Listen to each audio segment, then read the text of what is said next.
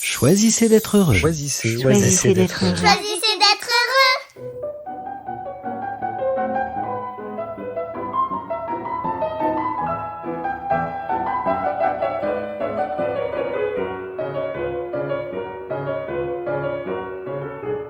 Have a good one.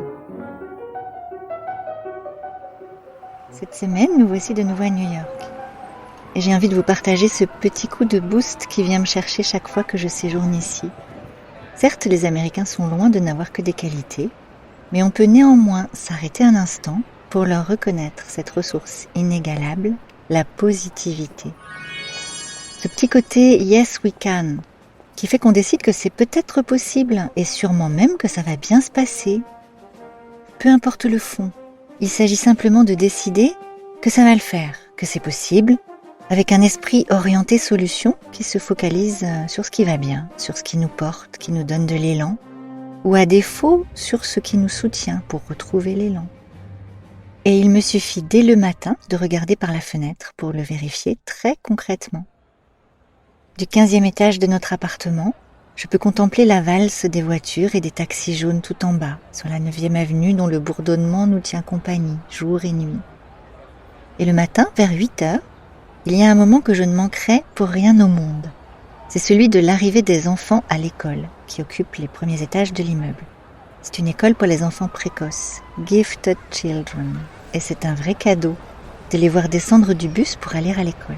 Un joyeux ballet que j'adore contempler de tout en haut. C'est une chose tellement importante, ce moment tremplin pour la journée, que le bus se permet même de se garer en travers de la 59e rue pour bloquer la circulation et stopper le flux des voitures, qui patientent alors sagement jusqu'à la fin de ce rituel fascinant. Pas de klaxon impatient, tout cela se déroule dans le calme tranquille du petit matin. Tout d'abord, le chauffeur descend du bus et se place au milieu de la chaussée pour s'assurer qu'aucune voiture n'aurait l'idée de transgresser ce rituel. Puis, un à un, les enfants descendent du bus, sagement harnachés chacun avec leur cartable sur le dos. Ils trottinent alors joyeusement vers le chauffeur et ce dernier leur donne à chacun un clap dans la main, comme pour se souhaiter mutuellement une journée belle et chanceuse.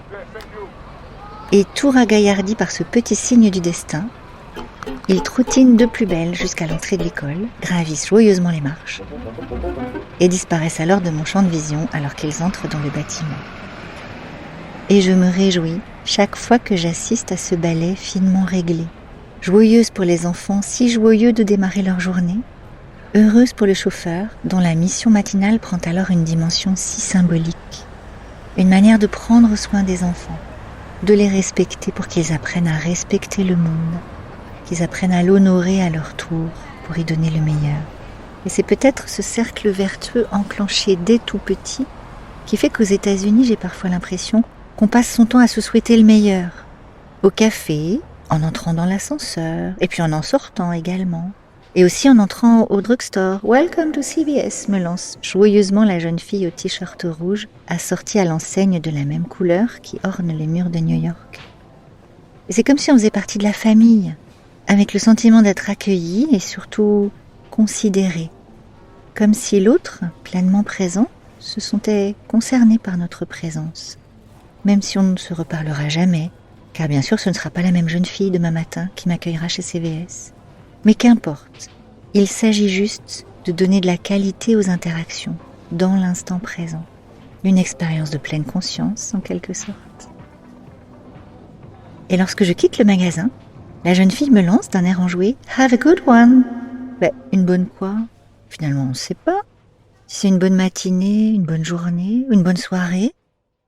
Et cette formule incroyable me donne finalement un élan inattendu, nourri du plaisir de ce court moment de légèreté partagée, et l'envie de partager à mon tour cette générosité joyeuse. Finalement, qu'importe si on ne sait plus vraiment ce que l'on souhaite à l'autre, si ce n'est du bien, du bon, du bonheur en quelque sorte. Et alors que je m'apprête à me lancer à mon tour et à l'utiliser moi-même, cette jolie formule, pour l'offrir avec cette légèreté qui me parle tant, je me demande si c'est pas un peu familier quand même. Rattrapé par notre esprit français si cartésien et mesuré, alors que je réalise subitement qu'ici, la notion de familiarité est toute relative. Ici, you, c'est vous et tu à la fois. On ne prend pas grand risque, à vrai dire. Bon, de là à ne s'excuser de rien, il n'y a qu'un pas. Juste prendre l'autre tel qu'il est. Comme au magasin où je m'excuse poliment de faire répéter mon interlocutrice à la caisse, alors qu'elle balaie ma maladresse d'un revers de main. You get it, c'est comme si je l'avais déjà.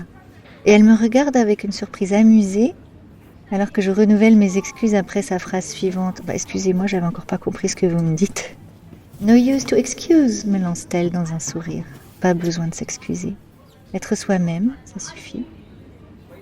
Et c'est presque la responsabilité de chacun que de se sentir respecté, plutôt que de nourrir un ego déplacé à s'offusquer de l'autre. D'ailleurs ici, on n'hésite pas à cultiver la fierté des choses, même celles dont nous ne sommes en rien responsables. Mon ami Jill, dont les fenêtres donnent sur Central Park, ne cache pas sa fierté et son attachement pour ce lieu un peu sacré, déclarant avec un enthousiasme non dissimulé qu'elle va s'y promener tous les matins. Et le vieux monsieur, assis à côté de moi au Met, lors de l'émouvante représentation du chevalier à la rose, ne cache pas ses larmes à la fin de la représentation. Alors que je dissimule maladroitement les miennes, il me demande, la gorge un peu nouée, « Did you enjoy ?» Et comme je n'arrive pas à lui répondre, c'est lui qui conclut. Me also, moi aussi je pleure. I'm so proud working here for 40 years. Je suis si fière de travailler ici depuis 40 ans. Alors cette semaine, have a good one. Souhaitez-vous le meilleur à vous-même et décidez que ce soit possible. Et puis offrez-le aussi à ceux que vous croisez, vos collègues, vos amis, vos proches, ceux qui vous sont chers, et ceux peut-être aussi à qui vous n'avez rien souhaité depuis longtemps. Souhaitez le bon, le beau, le doux, et sûrement la vie vous entendra-t-elle. Très belle journée à vous, et choisissez d'être heureux.